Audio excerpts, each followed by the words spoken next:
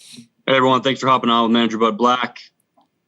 We'll get going here shortly after the Zoom populates. Reminder to go ahead and raise your hand if you have a question. I will unmute you.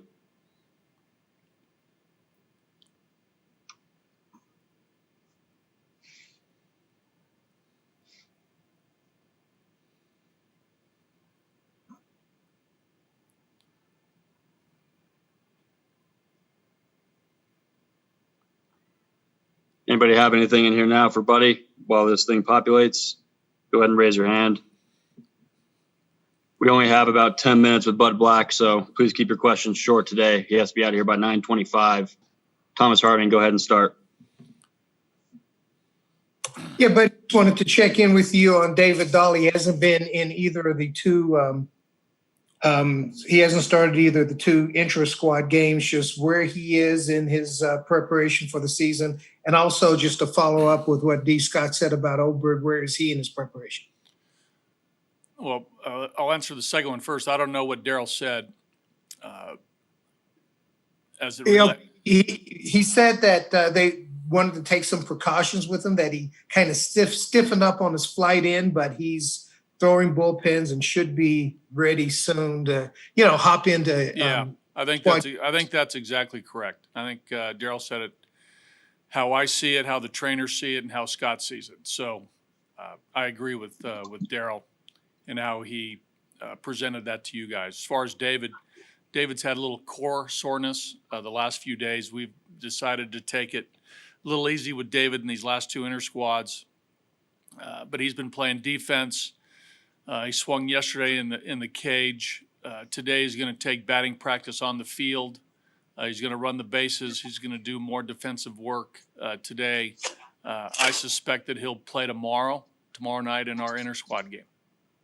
Do you find? I mean, I'm looking at this camp. I haven't seen a lot of those muscle type injuries or whatever. But do you expect some injuries to occur because of how quickly you guys have ramped up? And what have you guys done to kind of prevent some of that? Well, the guys, prior to workout, go through a number of exercises to prepare to practice. Our strength and conditioning guys do a great job of loosening our players up, get them ready physically, either in the weight room or the training room and on the field. So our guys have been on point as far as taking care of themselves and being ready to play through proper warm-up activity. I suspect that will continue on a daily basis. Our guys are great that way as far as preparing to play. So we're doing everything we can prior to competition to, eliminate the risk of getting injured. I mean, it's. And is it different than normal? Maybe would there be a little less weightlifting or a little more of some other activity? Probably, I would think not, Thomas. I would think not. My observation in talking with Gabe and Jaspy that they're continuing to do a lot of the same things that we do in spring training 1. We've carried over into spring training 2. Thanks, buddy. You're welcome, Thomas. Al Newman, go ahead.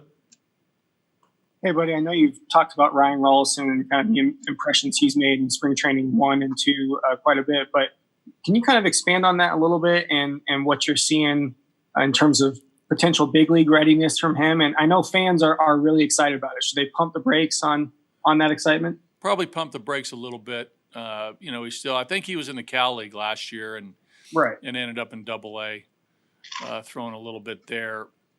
He still has to get acclimated to, the professional game of, the grind of a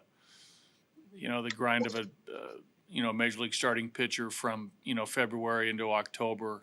What that means every 5th day, side sessions, and the nature of that. But we're excited. It's good to get him here. In our ballpark amongst our big leaguers. It was his first big league camp. The fact that he played in a major conference in the Southeast Conference, Friday night starter, all the things that go into that. There's a pretty strong foundation there, but college baseball is different than the pro game. I think Ryan needs just a little bit more seasoning, but we've liked what we've seen so far. You could never say never to anything, right? We'll see how this season plays out, but I'm glad that he's here. I'm glad that he's working with the big league team, the big league coaches.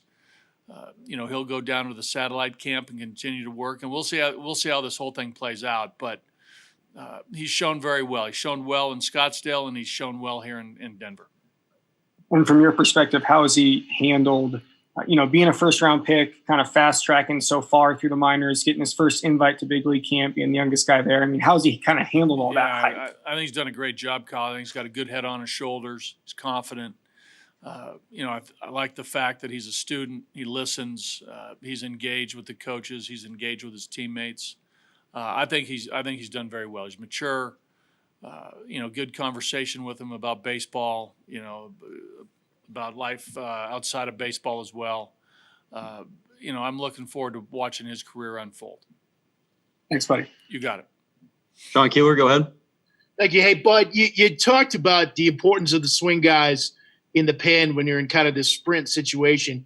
You've also got a fairly young rotation age-wise. Does that lack of miles help somewhat too when you're in kind of that 60-game sprint mode? Well, our guys, Sean, I'm past calling them young now. They were young in 17 because they were rookies. If you look at Sensatella, Freeland, and Marquez, now they're into their fourth season as major league starting pitchers. And at that point, you should start to see, maturity, poise, confidence, really understanding what it takes to be a big league starting pitcher. And I think those guys are in that process or in that time frame. I'll throw in John Gray. John, came to the big leagues a couple years before those guys. So John's in that window of time where they're not rookies, they're not second-year pitchers. These guys are established now. These guys should, barring health and I suspect good performance, they're going to be big league pitchers for a long time. So I think they're past the young stage, and as far as their ability to go out there and turn it loose for 60 games, they're excited about that. Their arms are fresh. They're young, and a lot of times, at times you got to ramp them. You got to ramp them down a touch, but they're in a good spot. They really are. The only thing that going into the season is our pitch count. That's the thing that is holding them back a little bit from really getting after 6, 7, 8 innings is the pitch count. But after 2 or 3 starts, they'll get there, and then we'll see where we are when we get into August and this thing really gets going. When it really looks like a regular season. Thanks, buddy. Yep. All right, we got time for 1 or 2 more. Kevin Henry, go ahead. Good morning, buddy. Thanks for the time. You got it, Kevin. Hey, there's some reporting out there that Charlie has been placed on the 10-day IL. I wanted to see if you could comment on that, and is season opener still a possibility? Yeah, I think that's just procedural. For guys who have tested positive. Okay. I don't think it impacts his status at all. Okay. From what I've been told. So, Charlie's, for me, we've sort of mapped out a plan that, we think can get him ready for Friday, week from tomorrow. So that should be no concern as far as what that looks like. It's more procedural than anything. All right. Thank you. All right, Thomas Harding, quickly with the last question here. Yeah, are you guys going to get Daniel Bard a jersey? I saw that jersey he came out with yesterday with looked like electrical tape. Yeah, how about that? Hey, again, I think it shows that I don't know who came up with that idea, whether it was Tiny or Daniel, but I think the MacGyver in whoever that was showed up. So I think that was just a basic. When you go to spring training, I think we primarily are in purple. We don't fit out, all 60-plus players in the pinstripes. But I'll put it this way: I'd like to see Daniel Murphy's name on a pinstripe uniform. Daniel Bard, yeah. What'd I say, Daniel Murphy? Yeah. Him too. I'd like to see Daniel Bard